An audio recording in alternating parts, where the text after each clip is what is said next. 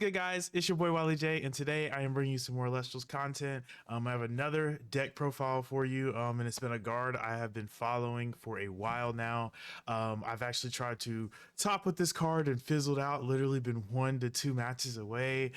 But I do think in this new meta, not only are most decks going to be relatively viable, yes, there may be some stronger than others, but I think that there's going to be a strategy in which any of the elements can ultimately top. But that being said, I am bringing you guys Phosvocell, and I think the card that is going to be helping out Phosvocell is going to be a card called Electronyte. Electronyte is a new card in Moonrise, and he is essentially a card advantage monster.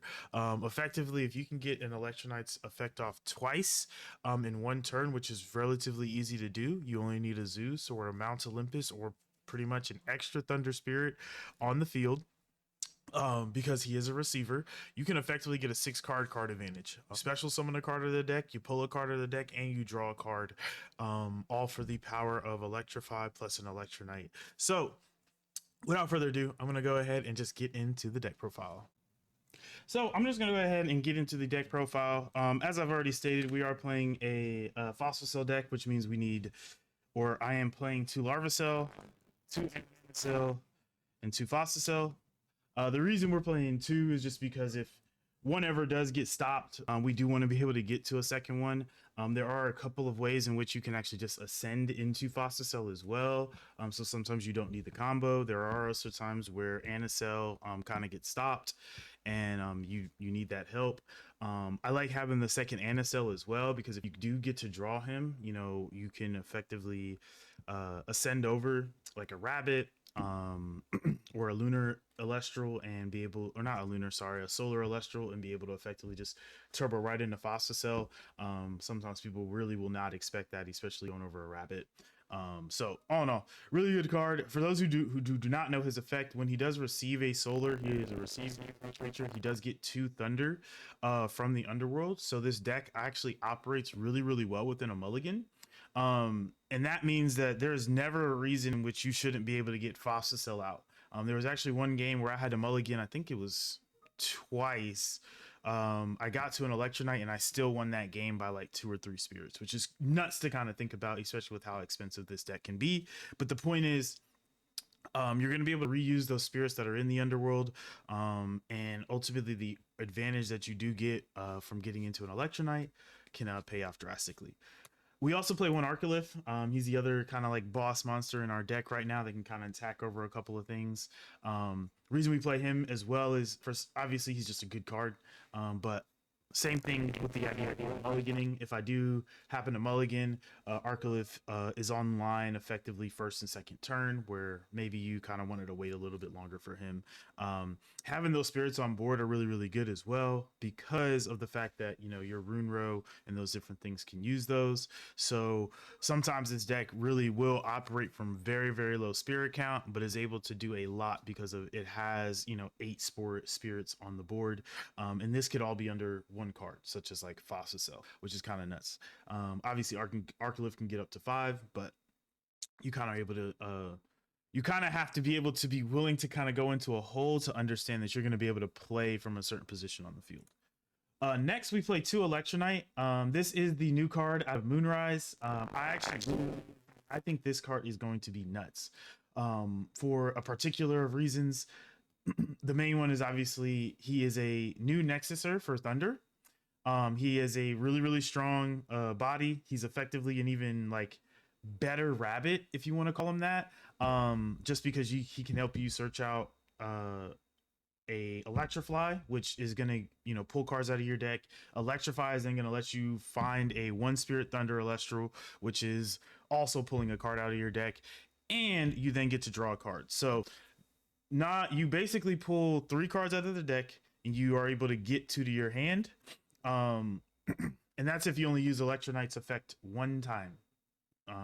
So just to kind of, let me see if that is better. Yeah, that's better. So that's just kind of where that's at.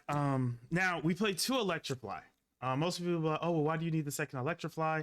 the reason number one I play two Electronite is because I need to draw into the Electronite. It's not necessarily a necessity to win, but if you do draw Electronite, it is kind of a given, at least for me so far, that you will probably win that game. I have not gone to Electronite, used his effect, and not been able to win the game.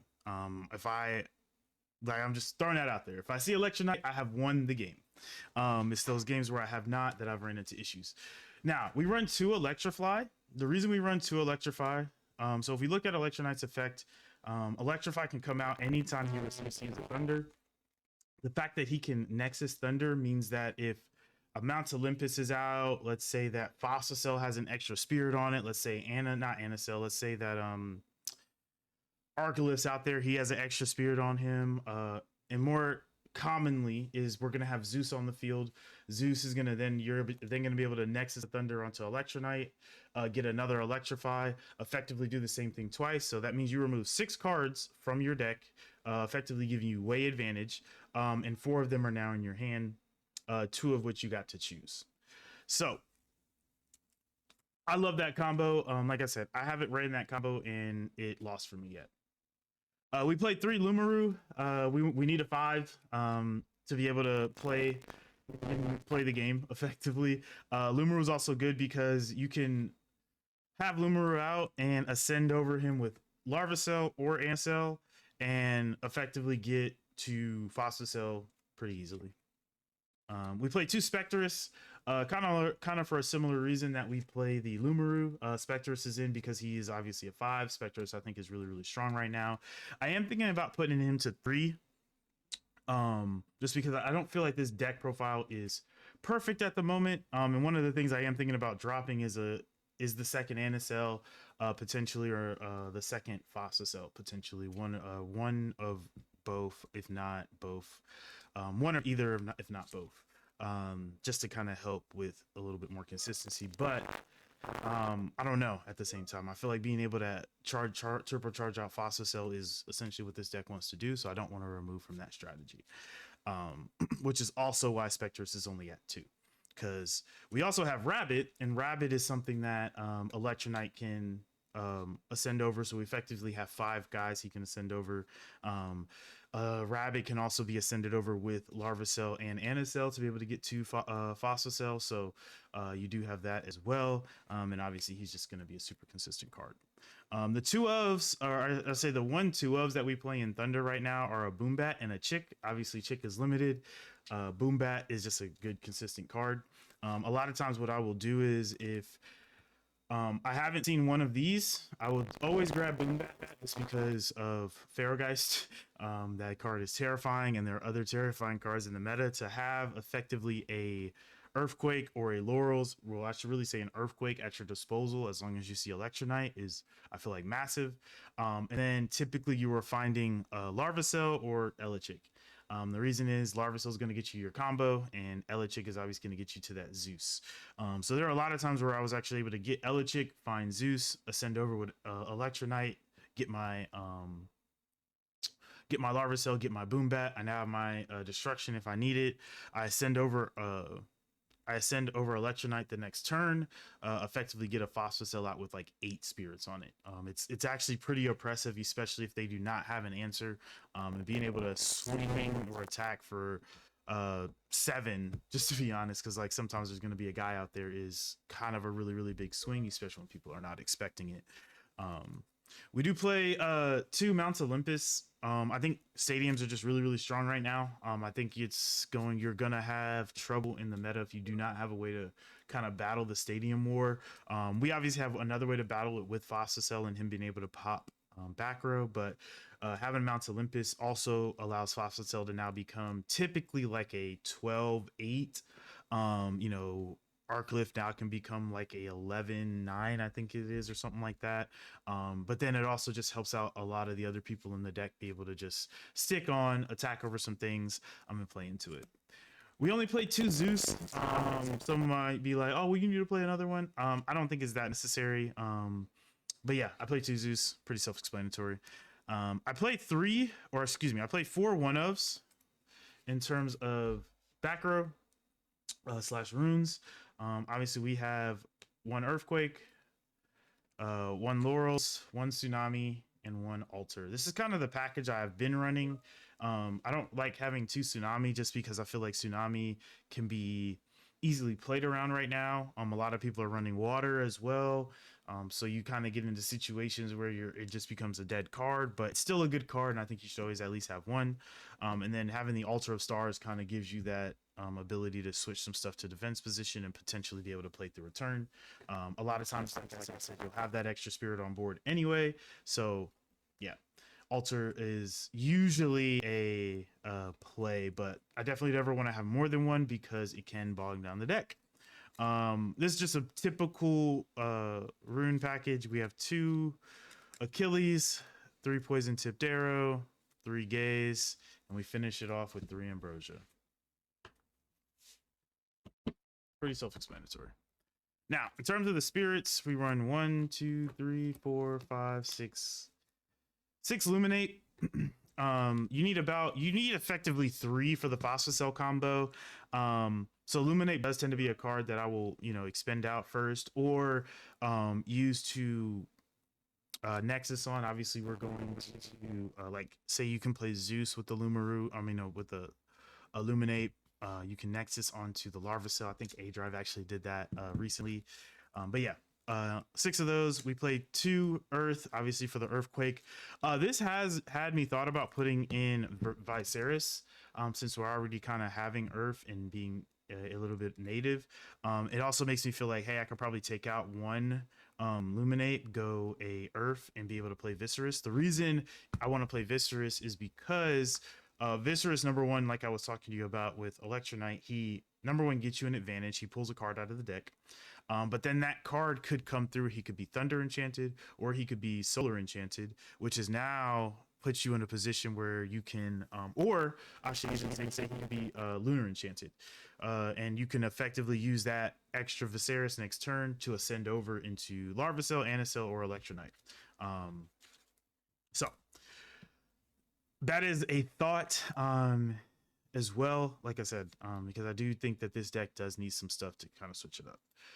We are playing 2 Leviathan. We only obviously have the 1 Tsunami, but the fact that people are and do still play Tsunami, being able to put a water onto whether it be Electronyte or Phosvocell, more particularly, just to be able to not get messed up with any type of change with Tsunami, can kind of swing things. So we just always play that, and obviously like the water enchanted Lumaru is really strong. 5/2 that just kind of gets over stuff. We do play 2 Alun. We effectively think, hey, I need 1 for an Electronyte and 1 for a Spectrus. Then I play 1, 2, 3, 4, 5, 6, 7, 8 Zaptor. Obviously this deck runs off of Thunder. We could probably switch up what that looks like, maybe just a little bit in terms of the spear map. Like I said, I think I can throw in another Earth and potentially run those 2 Viserys instead of something else. But that is the deck profile. Yeah. Yep. So that is the deck profile. I just wanted to hop in, say thank you guys for tuning in. If you haven't already, definitely leave a like, comment, and subscribe.